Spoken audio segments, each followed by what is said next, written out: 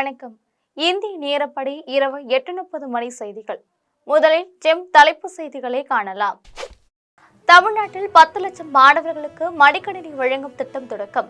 உலகம் உங்கள் கைகள் என்னும் திட்டத்தை சென்னையில் தொடங்கி வைத்தார் முதலமைச்சர் மு.க.ஸ்டாலின். பொங்கல் பரிசுக்கு உழவர்களிடம் நேரடியாக செங்கரும்பை வாங்க பாமக தலைவர் அன்புமணி வலியுறுத்தல். இடைத்தரகர்கள் மூலம் கொள்முதல் செய்தால் உழவர்களுக்கு ஒரு கரும்புக்கு 15 ரூபாய் தான் கிடைக்கும் என சுட்டிக்காட்டல். தோட்டக்கலை துறையை மற்ற துறைகளுடன் இணைக்கும் முயற்சியை கைவிட வேண்டும். தமிழக அரசுக்கு நாம் தமிழர் கட்சி தலைமை ஒருங்கிணைப்பாளர் சீமான் வலியுறுத்தல். ஜனவரி 9, 10 ஆகிய நாட்களில் காவிரி டெல்டா மாவட்டங்களில் கனமழை பெய்ய வாய்ப்பு. புதன் வியாழன் இரு நாட்களும் கடலோர பகுதிகளில் மிதமான மழை பெய்யக்கூடும் என்று தகவல். கிரீன்லாந்தை தங்கள் பகுதியாக இணைத்துக் கொள்ளப் போவதாக அமெரிக்க அதிபர் டொனால்ட் ட்ரம்ப் அச்சுறுத்தல். இவ்வகையான மிரட்டல் எல்லாம் நிறுத்திக் கொள்ள வேண்டும் என்று டென்மார்க் பதிலடி. இனி விரிவான செய்திகளை காணலாம். தமிழ்நாட்டில் 10 லட்சம் மாணவர்களுக்கு மடிக்கணினி வழங்கும் திட்டத்தை முதலமைச்சர் மு.க.ஸ்டாலின் தொடங்கி வைத்துள்ளார். தமிழ்நாட்டில் அரசு கல்லூரிகள், அரசு உதவி பெறும் கல்லூரிகளில் படிக்கும் மாணவர்களுக்கும் இலவச மடிக்கணினிகள் வழங்க திட்டமிடப்பட்டுள்ளது. உலகம் உங்கள் கைகள் என்று பெயரிடப்பட்டுள்ள இந்த திட்டத்தின் தொடக்க விழா சென்னை நங்கப்பாக்கத்தில் நடைபெற்றது. இதில் தமிழ்நாடு முதலமைச்சர் மு.க.ஸ்டாலின் கலந்து கொண்டு மாணவர்களுக்கு மடிக்கணினிகளை வழங்க தொடங்கி வைத்தார். இத்திட்டத்தில் தமிழ்நாடு முழுவதும் அரசு கல்லூரிகள், அரசு உதவி பெறும் கல்லூரிகளில் பயிலும் 10 லட்சம் மாணவர்களுக்கு இலவச மடிக்கணினிகள் வழங்கப்பட உள்ளன. பொங்கல் திருநாளை ஒட்டி செங்கரும்பு வழங்குவதற்கு இடைத்தரகர்களிடம் வாங்காமல் உழவர்களிடம் நேரடியாக வாங்க வேண்டும் என்று பாமக தலைவர் அன்புமணி வலியுறுத்தியுள்ளார். அவர் விடுத்துள்ள அறிக்கையில், பொங்கல் திருநாளை ஒட்டி மக்களுக்கு வழங்குவதற்கு கரும்பை உழவர்களிடம் நேரடியாக கொள்முதல் செய்யாமல் இடைத்தரகர்களிடம் வாங்கும் நடவடிக்கையில் திமுக அரசு ஈடுபட்டு இருப்பதாக குறிப்பிட்டுள்ளார். கரும்பு கொள்முதல் செய்வதில் கூட திமுக அரசு உழவர்களை சுரண்டுவதாக தெரிவித்துள்ளார். தமிழக அரசிடமிருந்து நேரடியாக கொள்முதல் குறித்து எந்த அறிவிப்பும் வெளியாகாத நிலைகள் வேறு வழியின்றி இடைத்தரகர்களிடம் கரும்புகளை விற்க வேண்டிய கட்டாயத்திற்கு விவசாயிகள் ஆகியுள்ளதாக தெரிவித்துள்ளார். தமிழ்நாடு அரசு இந்த முறை ஒரு கரும்புக்கு 35 ரூபாய் வழங்கும் என்று எதிர்பார்க்கப்படும் நிலைகள் உழவர்களுக்கு ஒரு கரும்புக்கு 15 ரூபாய் மட்டுமே வழங்கப்படும் என்று இடைத்தரகர்கள் கூறியுள்ளனர். இதனால் உழவர்களுக்கு பேரிழப்பு ஏற்படும் என்று அன்புமணி சுட்டிக்காட்டியுள்ளார். தோட்டக்கலை துறையை சீரழிக்கும் வகையில் அதனை மற்ற துறைகளுடன் இணைக்கும் முயற்சியை தமிழ்நாடு அரசு கைவிட வேண்டும் என்று நாம் தமிழர் கட்சி தலைமை ஒருங்கிணைப்பாளர் சீமான் வலியுறுத்தியுள்ளார். அவர் வெளியிட்டுள்ள அறிக்கையில், வேளாண்மை, தோட்டக்கலை, வேளாண் பொறியியல், வேளாண் விற்பனை மற்றும் வணிகத்துறை ஆகிய 4 துறைகளையும் ஒருங்கிணைக்க முயல்வதற்கு கண்டனம் தெரிவித்துள்ளார். பழங்கள், காய்கறிகள், பூக்கள், காளான்கள் போன்ற தோட்டக்கலை பயிர்களில் உற்பத்தி, பதப்படுத்தல், சந்தைப்படுத்துதல், அறுவடைக்கு பிந்தைய இழப்புகளை குறைத்தல் போன்ற பணிகளை ஒருங்கிணைக்கும் தோட்டக்கலை துறையை மற்ற துறைகளுடன் ஒன்றாக இணைப்பது அதன் தனித்துவத்தை இழக்க செய்யும் என்று சீமான் குறிப்பிட்டுள்ளார். ஜனவரி 9, 10 ஆகிய நாட்களில் தமிழ்நாட்டின் காவிரி பாசன மாவட்டங்களில் கனமழை பெய்ய வாய்ப்புள்ளதாக சென்னை வானிலை ஆய்வு மையம் தெரிவித்துள்ளது. நிலநடுக்கோட்டை ஒட்டிய தெற்கு வங்கக்கடலில் மத்திய பகுதிகளில் மேல் வளிமண்டல மேலடுக்கு சுழற்சி நிலவுவதாக குறிப்பிட்டுள்ளது. இதன் காரணமாக ஜனவரி 7, 8 ஆகிய நாட்களில் கடலோர தமிழகத்தில் ஓரிரு இடங்களிலும், புதுச்சேரி, காரைக்கால் பகுதிகளிலும் லேசான முதல் மிதமான மழை பெய்யக்கூடும் என தெரிவித்துள்ளது. ஜனவரி 9ஆம் நாளில் தஞ்சாவூர், திருவாரூர், நாகப்பட்டினம், மயிலாடுதுறை, ராமநாதபுரம், புதுக்கோட்டை மாவட்டங்களிலும் காரைக்காலிலும் கனமழை பெய்ய வாய்ப்புள்ளதாக தெரிவித்துள்ளது. ஜனவரி 10ஆம் நாள் தஞ்சாவூர், திருவாரூர், நாகப்பட்டினம், மயிலாடுதுறை, கடலூர், விழுப்புரம் மாவட்டங்களிலும் புதுச்சேரி, காரைக்கால் பகுதிகளிலும் கனமழை பெய்ய வாய்ப்புள்ளதாக தெரிவித்துள்ளது. வடதுருவத்தில் உள்ள பனிக்கண்டமான கிரீன்லாந்தை தங்கள் பகுதியாக இணைத்துக் கொள்ளப் போவதாக அமெரிக்க அதிபர் டொனால்ட் ட்ரம்ப் அச்சுறுத்தியுள்ள நிலைகள் இவ்வகையான மிரட்டல் எல்லாம் நிறுத்திக் கொள்ள வேண்டும் என்று டென்மார்க் கூறியுள்ளது. அமெரிக்க அதிபர் டொனால்ட் ட்ரம்ப் செய்தியாளர்களிடம் பேசும்பொழுது தேசிய பாதுகாப்பு காரணங்களுக்காக கிரீன்லாந்தை இணைத்துக் கொள்ள விரும்புவதாக கூறினார். டென்மார்க்கின் தன்னாட்சி பகுதியாக உள்ள கிரீன்லாந்து பாதுகாப்பு முக்கியத்துவம் வாய்ந்ததாகவும் கனிம வளம் நிறைந்ததாகவும் உள்ளது. இதனாலே அந்த பகுதியை அமெரிக்காவுடன் இணைத்துக் கொள்ளும் தனது திட்டத்தை ட்ரம்ப் மீண்டும் மீண்டும் கூறி வருகிறார். இந்நிலையில் இதற்கு பதிலளித்துள்ள கிரீன்லாந்து பிரதமர் ஜென்ஸ் ஃபிரெடெரிக் நீல்சன், தங்கள் தீவை கைப்பற்ற ட்ரம்ப் நினைப்பது ஒரு கனவே ஆகும் என தெரிவித்துள்ளார். இதுகுறித்து பதிலளித்துள்ள டென்மார்க் பிரதமர் மெட் ஃபிரெடெரிக்சன், டேனிஷ் மன்னராட்சிக்குட்பட்ட 3 நாடுகளில் ஏதேனும் ஒன்றை இணைத்துக் கொள்ள அமெரிக்காவுக்கு எந்த உரிமையும் இல்லை என்று தெரிவித்துள்ளார். அலெக்சாண்டரை படையெடுத்து வந்தபொழுது நடக்காதது அமித்ஷா வந்தபொழுது நடக்குமா என்று தாவேக்காவை சேர்ந்த நாஞ்சில் சம்பத் கூறியுள்ளார். கன்னியாகுமரி மாவட்டம் குலசேகரத்தில் தமிழக வெற்றிக் கழகத்தின் பொதுக்கூட்டம் நடைபெற்றது. மாவட்ட தலைவர் கிருஷ்ணகுமார் தலைமையில் நடைபெற்ற கூட்டத்தில் மாநில பரப்புரை செயலாளர் நாஞ்சில் சம்பத் கலந்து கொண்டார். கூட்டத்தின் முடிவில் செய்தியாளரிடம் பேசிய நாஞ்சில் சம்பத், தமிழக அரசின் பொங்கல் பரிசு தொகை திமுகவுக்கு வாக்களிக்க கொடுக்கின்ற அச்சாரம் என்று கூறினார். அமித்ஷாவின் தமிழக வருகை பற்றி கேட்டதற்கு அலெக்சாண்டர் படையெடுத்து வந்தே நடக்காதது அமித்ஷா வந்தால் நடக்குமா என்று கூறினார். வட இந்தியாவில் ஓரளவுக்கு செல்வாக்கு பெற்றிருக்கிற ஆம் ஆத்மியை கூட்டணியில் காங்கிரஸ் கட்சி சேர்த்து கொள்ளவில்லை. ஆகவே காங்கிரசினுடைய குறைபாடும் இதிலே கணக்கில் கொள்ள வேண்டியது. அமித்ஷா வந்தால் இங்கே எந்த மாற்றமும் நடக்காது. அலெக்சாண்டர் வந்தாலே நடக்காதது, அமித்ஷா வந்தால் நடக்குமா? நடக்காது. தமிழகத்தில் தாவேக்காவும் காங்கிரஸும் கூட்டணிக்கான வாய்ப்புகள் இருக்கிறதா? அவர்களுக்கு அப்படி ஒரு விருப்பம் இருக்கிறது. அந்த விருப்பத்தை அவர்கள் வெளிப்படுத்தி இருக்கிறார்கள். காங்கிரஸ் கட்சி சட்டமன்ற குழுவினுடைய தலைவர் நம்முடைய இந்த மாவட்டத்தை சார்ந்த எம்எல்ஏ ராஜேஷ்குமார் அதை வெளிப்படுத்தி இருக்கிறார். மாணிக்க தாகூர் நாடாளுமன்ற உறுப்பினர் வெளிப்படுத்தி இருக்கிறார். காங்கிரஸ் கட்சியினுடைய பார்வையாளரும் ஒரு கட்டத்தில் சொல்லிவிட்டார். ஏனென்றால் காங்கிரஸ் கட்சியிலே இருக்கிறவர்கள் என்ன கருதுகிறார்கள் என்றால், இன்றைக்கு பாண்டிச்சேரி ஆட்சியை காங்கிரஸ் தான் அங்கே வரும் ஆட்சிக்கு, அதை திமுக குறிவைக்கிறது. அதில் காங்கிரஸ் கட்சிக்கு கொஞ்சம் சங்கடம் இருக்கிறது. தேர்தல் நேரத்தில் துரோகி யார், எதிரி யார், நண்பன் யார் என்று பார்க்க வேண்டியதில்லை என்றும் தமிழ்நாட்டின் நலன்தான் முக்கியம் என்றும் அமமுக பொதுச் செயலாளர் தினகரன் தெரிவித்துள்ளார். தஞ்சாவூரில் அமமுக பொதுக்குழு செயற்குழு கூட்டங்கள் நடைபெற்றன. அதன் பின் கட்சியின் பொதுச் செயலாளர் தினகரன் செய்தியாளரிடம் பேசினார். அப்பொழுது தேர்தல் நேரத்தில் துரோகி, எதிரி, நண்பன் என்பதெல்லாம் தாண்டி தமிழ்நாட்டின் மக்களின் நலன்தான் முக்கியம் என்று கூறினார். தமிழகத்தின் நலன் கருதி நல்ல முடிவு எடுக்கப்படும் என்றும் தங்கள் கட்சி இடம்பெறுகின்ற கூட்டணி தான் உறுதியாக வெற்றி பெறும் என்றும் தினகரன் தெரிவித்துள்ளார். 91% பொதுக்குழு உறுப்பினர்களும் 99% செயற்குழு உறுப்பினர்களும் கலந்து கொண்டு பொதுக்குழு சிறப்பாக நடைபெற்றது. இன்னைக்கு ஒரு கருத்து தெரிவிக்க பேசும்போது தேர்தல் நேரத்தில் யார் துரோகி யார் நண்பன்ங்கிறது எனக்கு தெரியாதுங்கிறீங்க. இதை மீண்டும் அதிமுக எனக்கு முன்னால் பேசுனவங்க நீங்க அதை கேட்டிருக்க மாட்டீங்க. இல்ல அவங்க அனுப்புறேன், எதிரியோட போகணுமா, துரோகியோட போகணுமா, இல்ல நண்பரா வர்றவங்களோட போகணுமா அப்படிங்கிறத பொதுச்செயலாளர் முடிவெடுக்கிறாங்க.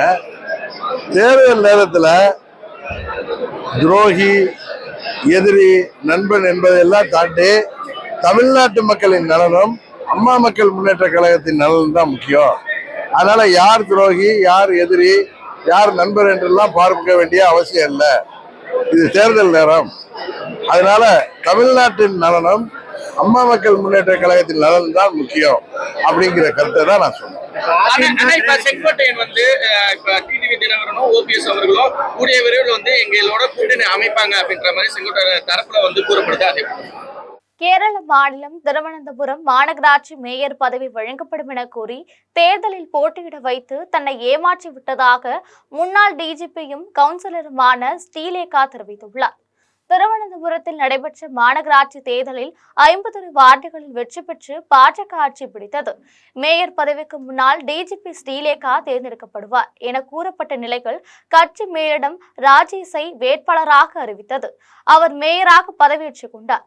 இந்நிலையில் சாஸ்தமங்கலம் வார்டில் பாஜக சார்பில் வெற்றி பெற்ற முன்னாள் டிஜிபி ஸ்ரீலேகா அறிவித்துள்ள பேட்டியில் தன்னை மேயராக்குவதாக கூறிதான் தேர்தலில் போட்டியிட வைத்ததாகவும் இப்பொழுது ஏமாற்றி விட்டதாகவும் கூறியுள்ளார். திருப்பூர் மாவட்டம் குண்டடம் அருகே இரும்பு உருகாலையை தொடங்கக்கூடாது என வலியுறுத்தி 5 ஊர்களை சேர்ந்த பொதுமக்கள் ஊராட்சி ஒன்றிய அலுவலகத்தை முற்றுகையிட்டு போராட்டத்தில் ஈடுபட்டனர். குண்டடம் அருகே உள்ள சங்கடராம்பாளையம், வடுகப்பாளையம், கொழுமங்குழி, சிறுகிணறு, கண்ணான்கோவில் ஆகிய ஊர்களை சேர்ந்த பொதுமக்கள் கௌரி ஸ்டீல் பழைய இரும்பு உருகாலையை மீண்டும் தொடங்கும் முயற்சிக்கு எதிர்ப்பு தெரிவித்துள்ளனர். குண்டடம் ஊராட்சி ஒன்றிய அலுவலர் ரமேஷின் வாகனத்தை வெளியே எடுக்க விடாமல் தடுத்து நிறுத்தினர். இரும்பு உருக்கு ஆலை செயல்பட தொடங்கினால் நிலத்தடி நீர் சுரண்டப்படும் என்றும் கால்நடைகளை வளர்க்க முடியாத நிலை ஏற்படும் என்றும் பொதுமக்கள் தெரிவித்தனர். உருகாலைகளிலிருந்து வெளியேறும் புகையும் தூசியும் அருகிலுள்ள விவசாய நிலங்களில் படிந்து பயிர்கள் அழியும் அபாயம் இருப்பதாகவும் தெரிவித்தனர். இதனால் உருகாலையை நிரந்தரமாக மூட வேண்டும் என வலியுறுத்தி குண்டடம் ஊராட்சி ஒன்றிய அலுவலகத்தில் விவசாயிகளும் பொதுமக்களும் உள்ளிருப்பு போராட்டத்தில் ஈடுபட்டனர். போராட்டத்தில் ஈடுபட்ட பெண்களுக்கும் காவல்துறையினருக்கும் இடையே வாக்குவாதம் ஏற்பட்டதால் அப்பகுதியில் பதற்றமான சூழ்நிலை நிலவியது. திருப்பூர் மாவட்டம் தாராபுரம் வட்டம் வடுகபாளையம் கிராமத்தில் ஸ்ரீ கௌரி ஸ்டீல் என்ற இரும்பு உருக்காலை நிறுவனம் அங்கு ஒரு இரும்பு உருக்காலையை அமைக்க திட்டமிட்டுள்ளது. கடந்த 6 ஆண்டு காலத்திற்கு முன்பு இந்த ஆலை அமைக்க திட்டமிடப்பட்டது. இந்த ஆலையானது கடுமையான நீர், நிலம், காற்று அனைத்தையும் மாசுபடுத்தக்கூடிய நிறுவனமாகும். இந்த உருக்காலை அமையக்கூடாது என்று சுற்று வட்டாரத்தில் உள்ள 5 கிராம பொதுமக்கள் கடுமையான போராட்டங்களை நடத்தி நீதிமன்றங்களுக்கு சென்று பல்வேறு தீர்ப்புகளை இந்த நிறுவனத்திற்கு எதிராக பெற்றுள்ளார்கள்.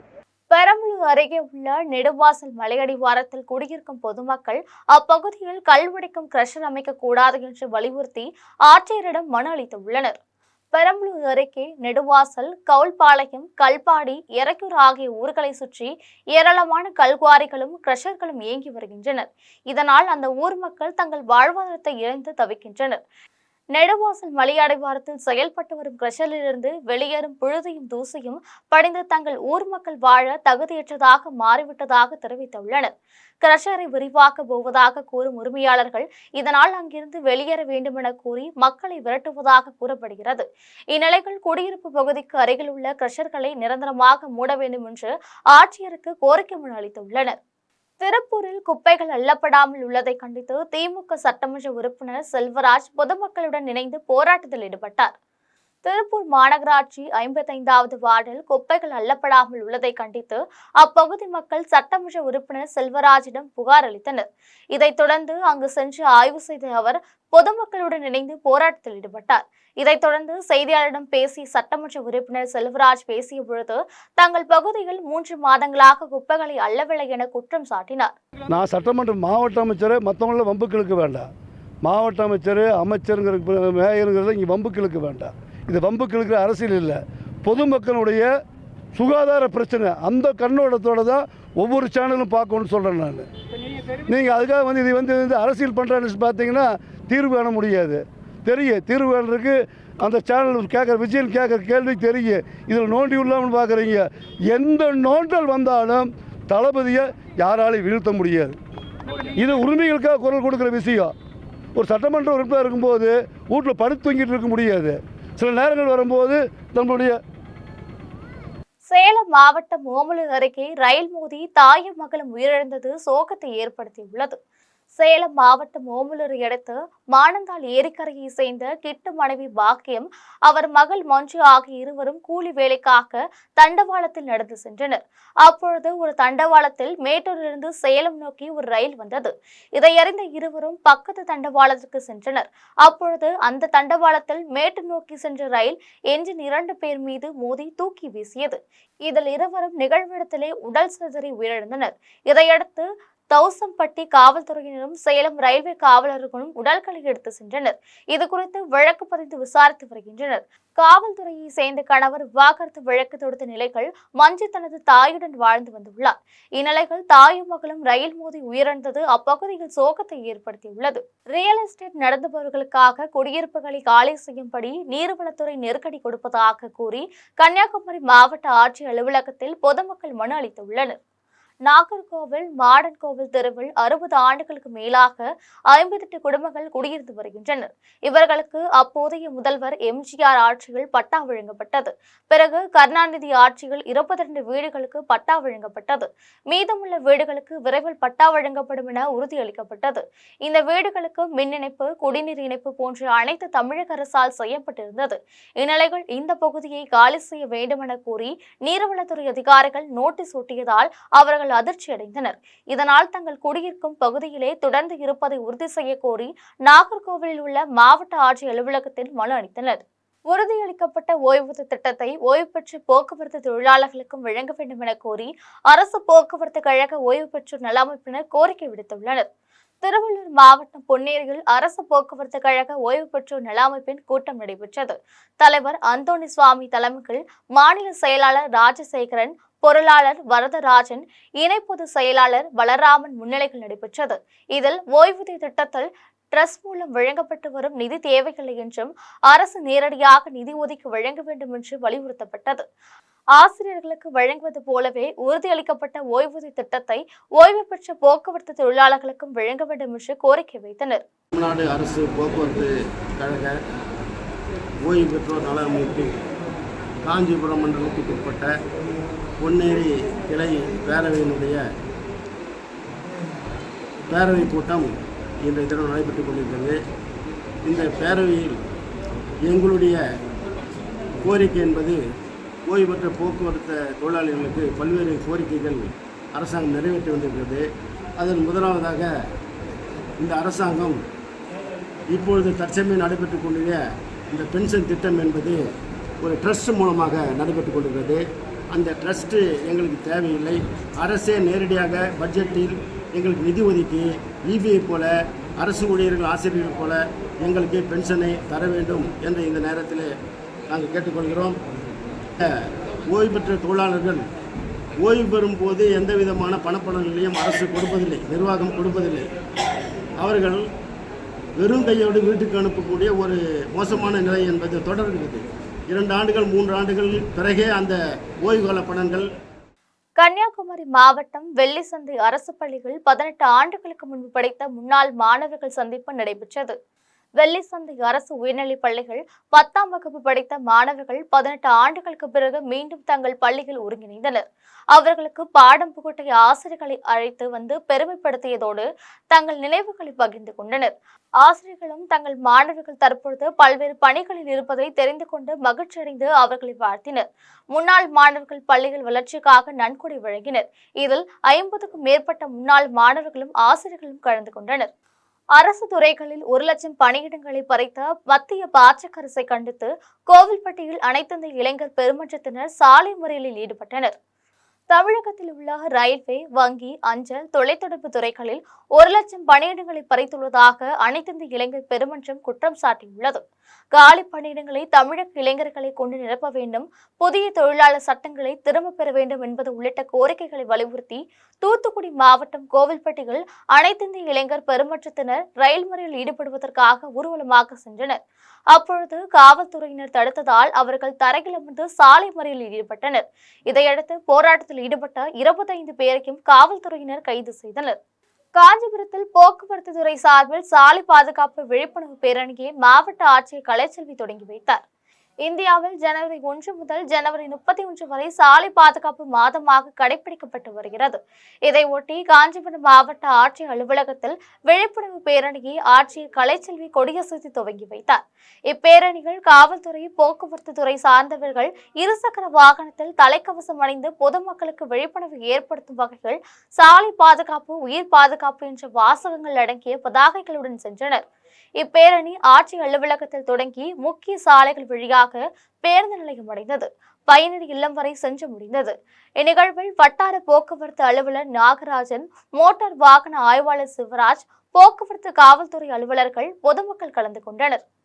காஞ்சிபுரத்தில் குறைதீர் கூட்டத்தில் பொதுமக்களிடம் மனுக்களை பெற்றுக்கொண்ட மாவட்ட ஆட்சியர் கலைச்செல்வி பயனாளிகளுக்கு புதிய குடும்ப அட்டைகளை வழங்கினார். காஞ்சிபுரம் மாவட்டம் ஆட்சியர் அலுவலகத்தில் பொதுமக்கள் குறைதீர் கூட்டம் ஆட்சியர் கலைச்செல்வி தலைமையில் நடைபெற்றது.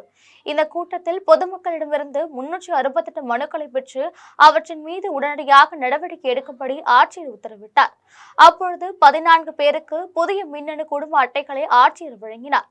இந்த கூட்டத்தில் மாவட்ட வருவாய் அலுவலர் முருகேசன், மாவட்ட ஊரக வளர்ச்சி முகமை திட்ட இயக்குநர் ஆர்த்தி ஆகியோர் கலந்து கொண்டனர். சேலம் மாவட்டம் கெங்கவள்ளியில் பொங்கல் திருநாளை ஒட்டி ஜல்லிக்கட்டு போட்டிக்காக காளைகளுக்கு பல்வேறு பயிற்சிகளை அளித்து வருகின்றனர். சேலம் மாவட்டம் கெங்கவள்ளி, தம்மம்பட்டி, கடம்பூர், கூடமலை, நாகையம்பட்டி, ஊலிம்பூர் ஆகிய ஊர்களில் ஜல்லிக்கட்டு காளைகள் வளர்க்கப்படுகின்றன. தினேஷ், சுந்தரர் ஆகிய பட்டதாரி இளைஞர்கள் சிறு வயதிலிருந்தே ஜல்லிக்கட்டு காளைகளை வளர்க்கும் ஆர்வம் கொண்டுள்ளதால் 5 காளைகளை வளர்த்து வருகின்றனர். இவற்றுக்கு பருத்தி கொட்டை, துவரை புட்டு, உளுந்து புட்டு ஆகிய தீவனங்களை உணவாக வழங்கி ஜல்லிக்கட்டு போட்டிக்கு தயார்படுத்தி வருகின்றனர். இந்த காளைகளுக்கு நடைப்பயிற்சி, சூறை காட்டும் பயிற்சி, நீச்சல் பயிற்சி, மண் குத்துதல் ஆகிய பயிற்சிகளை காளை உரிமையாளர்கள் அளித்து வருகின்றனர். சேலம் மாவட்டத்திலிருந்து கெங்கோலில் வந்து பார்த்தீங்கன்னா நான் சுரேந்தர் பேசுகிறேன். எங்கள் குரூப்பில் வந்து பார்த்தீங்கன்னா ஒரு 10-15 மாடு பக்கமாக இருக்குது, ஜல்லிக்கட்டு மாடு.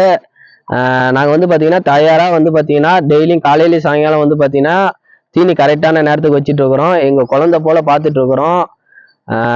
நடைப்பயிற்சியிலேருந்து மாதத்துக்கு ஒருக்கா நடைப்பயிற்சி, நீச்சல் ஓட்டுறது, கொம்பு சீவுறது, இதெல்லாம் எல்லாமே நாங்கள் பண்ணிட்டு இருக்கோம். டெய்லியும் காலையில் சாயங்காலம் பார்த்தீங்கன்னா உளுத்தம் போட்டு, துவரம் போட்டு, தவிடு, சிறுங்கொட்டை, இதெல்லாம் நாங்கள் வந்து பார்த்தீங்கன்னா டெய்லியும் காலையில் சாயங்காலம் மாட்டுக்கு கரெக்டாக தீனி வச்சுட்டு இருக்கிறோம்.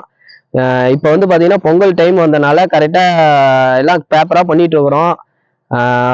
எங்களுக்கு வந்து டோக்கன் பிரச்சனை மட்டும்தான் கொஞ்சம் அதிகமாக இருக்கு. தருமபுரி மாவட்டம் சின்னாறு அணையிலிருந்து பாசனத்திற்காக தண்ணீரை மாவட்ட ஆட்சியர் சதீஷ் திறந்து வைத்தார். தருமபுரி மாவட்டம் பாலக்கோடு அடுத்து பஞ்சப்பள்ளியில் உள்ள சின்னாறு அணை நிரம்பியது. இதையடுத்து விவசாயிகளின் கோரிக்கை ஏற்று அணையின் வலதுபுற கால்வாய் வழியாக நொடிக்கு 400 கன அடி நீரை மாவட்ட ஆட்சியர் சதீஷ் திறந்து வைத்தார். இதன் மூலம் பஞ்சப்பள்ளி, பெரியானூர், போடிக்குட்டப்பள்ளி ஆகிய ஊர்களில் மொத்தம் 4500 ஏக்கர் நிலம் பாசன வசதி பெறும் என்று தெரிவிக்கப்பட்டுள்ளது. இந்நிகழ்ச்சியில் சட்டமன்ற உறுப்பினர் அன்பழகன், நாடாளுமன்ற உறுப்பினர் மணி, பொதுப்பணித்துறை அதிகாரிகள், பொதுமக்கள் கலந்து கொண்டனர். கடலூர் மாவட்ட பாஜக தலைவர் தமிழழகனின் பிறந்தநாளை ஒட்டி முன்னாள் மாநில தலைவர் அண்ணாமலை வாழ்த்து தெரிவித்தார். திட்டக்குடி முன்னாள் சட்டமன்ற உறுப்பினரும் பாரதிய ஜனதா கட்சியின் கடலூர் மேற்கு மாவட்ட தலைவருமான தமிழழகன் தனது பிறந்தநாளை ஒட்டி திருச்சியில் முன்னாள் மாநில தலைவர் அண்ணாமலையை சந்தித்து வாழ்த்துக்களை பெற்றார். அப்பொழுது தமிழழகனுக்கு அண்ணாமலை சால்வை அணிவித்து இனிப்புகள் வழங்கினார். கடலூர் மேற்கு மாவட்ட ஊடகப் பிரிவு மாவட்ட தலைவர் திட்டை மணிகண்டன் உடனிருந்தார். தேனி மாவட்டத்தில் பட்டியலின மக்களுக்கு பட்டா வழங்க மறுக்கும் மாவட்ட நிர்வாகத்தை கண்டித்து கம்யூனிஸ்ட் கட்சியினர் போராட்டம் நடத்தினர். சின்னமன்னூர் ஒன்றியத்தில் பட்டியலின மக்களுக்கு பட்டா வழங்க வலியுறுத்தி மாவட்ட ஆட்சியரிடம் கோரிக்கை வைத்துள்ளனர். பட்டா வழங்காமல் காலம் தாழ்த்தும் மாவட்ட நிர்வாகத்தை கண்டித்து மார்க்சிஸ்ட் கம்யூனிஸ்ட் கட்சி சார்பில் ஆட்சி அலுவலகத்தை முற்றுகையிட்டனர். இந்த போராட்டத்திற்கு முன்னாள் சட்டமன்ற உறுப்பினர் பாலபாரதி தலைமை தாங்கினார். தகவலறிந்து வந்த காவல்துறையினர் போராட்டக்காரர்களின் மாவட்ட ஆட்சி அலுவலகத்திற்குள் நுழைய விடாமல் தடுத்தனர். அதன்பின் மாவட்ட வழங்கல் அலுவலர் நல்லையா அவர்களுடன் பேச்சு நடத்தினார். சென்னையில் டைலர் டாரஸ் ஓட்டுநர் நலசங்கம் சார்பில் உயிரிழந்த ஓட்டுநர் குடும்பத்தினருக்கு 10 லட்சம் ரூபாய் நிதி உதவி வழங்கப்பட்டது. காஞ்சிபுரம் மாவட்டம் உத்தரமேரூரை சேர்ந்த யுகதி, தேனி மாவட்டம் பெரியகுளத்தை சேர்ந்த நடராஜன் ஆகிய 2 லாரி ஓட்டுநர்களும் டிசம்பர் மாதம் நெஞ்சுவலியால் உயிரிழந்தனர். இந்நிலையில் இருவரின் குடும்பங்களுக்கும் சென்னை ராயபுரத்தில் உள்ள டைலர் டாரஸ் லாரி ஓட்டுநர் நலசங்கம் சார்பில் 10 லட்சம் ரூபாய் வழங்கப்பட்டது. பொங்கல் செலவுக்காக தனியாக ஒவ்வொரு குடும்பத்தினருக்கும் 30,000 ரூபாய் வழங்கப்பட்டது. நல்ல ஒரு சுகாதாரமான ஒரு உணவு வந்து துறைமுகம் 3 துறைமுகம் இருக்கு. எல்லாம் பெரிய பெரிய அரசாங்க துறைமுகமா இருக்குது, அதானி துறைமுகமா இருக்கு, எல்லாம் பெரிய பெரிய மல்டிநேஷனல் கம்பெனியுடைய துறைமுகமா தான் இருக்கு. ஆனா இந்த ஓட்டுநர்களுக்கு ஒரு நல்ல உணவு கொடுக்கணுன்ற ஒரு மனம் யாருக்குமே வரவே இல்லை. இந்த ஊடக இந்த பிரஸ் மீட்டிங் சார்பாக வந்து நான் கேட்டுக்கிறேன்னா, தயவு செய்து 3 துறைமுகம் இந்த ஓட்டுநர்களுக்கு உணவு வந்து ரோட்லயும் அங்கேயே சுகாதாரமற்ற உணவு சாப்பிட்றதுனால தான் இந்த மாதிரி அகால மரணம் ஏற்படுது, ஹார்ட் அட்டாக் வருது, அவங்க உடல்நல குறைவாயிடுறாங்க. அதனால் தயவு செய்து ஒரு மலிவு விலையில சுகாதாரமான உணவு வந்து இந்த 3 துறைமுகத்துல இந்த ஓட்டுநர்கள் கொடுக்க வேண்டியது நம்மளுக்கு கேட்டுக்கிறேன். தேனி மாவட்டம் ஆண்டிப்பட்டியில் கூலி தொழிலாளி வீட்டின் சுவரில் இந்த வீடு தனியார் நிறுவனத்திற்கு சொந்தமானது என பெயிண்டால் எழுதியதால் மனம் முடிந்த மூதாட்டி நஞ்சருந்தி உயிர் நீத்தது அதிர்ச்சியை ஏற்படுத்தியுள்ளது. ஆண்டிப்பட்டி அருகே வரதராஜபுரத்தை சேர்ந்த ரஞ்சித்துக்கு திருமணமாகி சத்யா என்ற மனைவியும், தருணிகா, லித்திகா ஸ்ரீ என்ற மகள்களும், கேசவ பாண்டி என்ற மகனும் உள்ளார். ரஞ்சித்துடன் அவருடைய அம்மா பஞ்சம்மாளும் ஒன்றாக தங்கி வசித்து வந்துள்ளார். ரஞ்சித் 2024ஆம் ஆண்டு மதுரையில் உள்ள தனியார் நிதி நிறுவனத்தில் அவரது பெயரில் உள்ள வீட்டை அடமானம் வைத்து 25 லட்சம் ரூபாய் கடன் வாங்கியுள்ளார். குடும்ப சூழல் காரணமாக சில மாதங்களாக கடன் தவணை செலுத்த முடியவில்லை. இந்நிலையில் ரஞ்சித்தின் வீட்டில் நிதி நிறுவனத்தினர் நோட்டீஸ் ஒட்டியும் இந்த சொத்து தங்களுக்கு சொந்தமானது என்று பெயிண்டால் எழுதியுள்ளனர். வீட்டை பறிமுதல் செய்து விடுவதாகவும் மிரட்டியுள்ளனர். இதனால் மனமுடிந்த ரஞ்சித்தின் தாய் பஞ்சம்மாள் டிசம்பர் 31ஆம் நாள் நஞ்சருந்தினார். அவருடன் சிறுமி தருணிகாவும் குடித்துள்ளார். தேனி அரசு மருத்துவமனையில் சிகிச்சை பலனின்றி பஞ்சம்மாள் உயிரிழந்தார். 10 வயது சிறுமிக்கு மருத்துவமனையில் தொடர்ந்து தீவிர சிகிச்சை அளிக்கப்பட்டு வருகிறது. இதுகுறித்து ரஞ்சித் ராஜதானி காவல் நிலையத்தில் கொடுத்த புகாரின் அடிப்படையில் நிதி நிறுவன ஊழியர்களான மாயாண்டி, கண்ணன், கார்த்திக், சேது ஆகிய 4 பேர் மீது காவல்துறையினர் வழக்கு பதிந்து விசாரித்து வருகின்றனர். இளைஞர்களின் வேலை வாய்ப்பை பறிக்கும் மத்திய அரசை கண்டித்து அனைத்திந்திய இளைஞர் பெருமன்றம் சார்பில் சென்னை கொருக்குப்பேட்டையில் ரயில் மறியல் போராட்டம் நடைபெற்றது. கொருக்குப்பேட்டை ரயில் நிலையத்தில் அனைத்திந்திய இளைஞர் பெருமன்றத்தின் மாவட்ட செயலாளர் காவிரி செல்வம் தலைமையில் 50க்கும் மேற்பட்டோர் ரயில் மறியல் போராட்டத்தில் ஈடுபட்டனர். அவர்கள் மத்திய பாஜக அரசை கண்டித்து தமிழக இளைஞர்களுக்கு வேலை கொடு, தமிழக இளைஞர்கள் வேலை பறிக்காத என்று கூறி முழக்கமிட்டனர். அனுமதியின்றி போராட்டத்தில் ஈடுபட்டதால் காவலர்கள் அவர்களை கைது செய்தனர். கடலூர் மாவட்டம் பண்ருட்டியில் மத்திய அரசை கண்டித்து அனைத்திந்திய இளைஞர் பெருமன்ற சார்பில் ரயில் நிலையத்தை முற்றுகையிட்டு போராட்டம் நடைபெற்றது. பண்ருட்டி ரயில் நிலையத்தில் அனைத்திந்திய இளைஞர் பெருமன்றத்தின் மாவட்ட செயலாளர் மோகன் தலைமையில் முற்றுகை போராட்டம் நடைபெற்றது. இதில் இந்திய கம்யூனிஸ்ட் மாவட்ட செயலாளர் துறை, மாணவர் கூட்டமைப்பு மாநில செயலாளர் தினேஷ் ஆகியோர் கலந்து கொண்டனர்.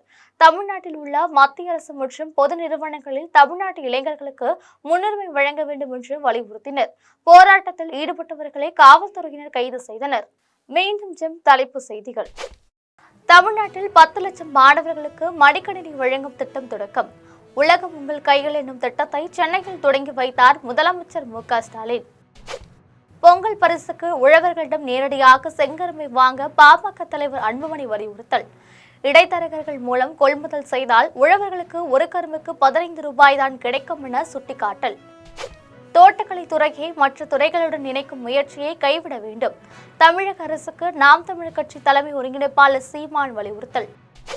ஜனவரி 9, 10 ஆகிய நாட்களில் காவிரி டெல்டா மாவட்டங்களில் கனமழை பெய்ய வாய்ப்பு.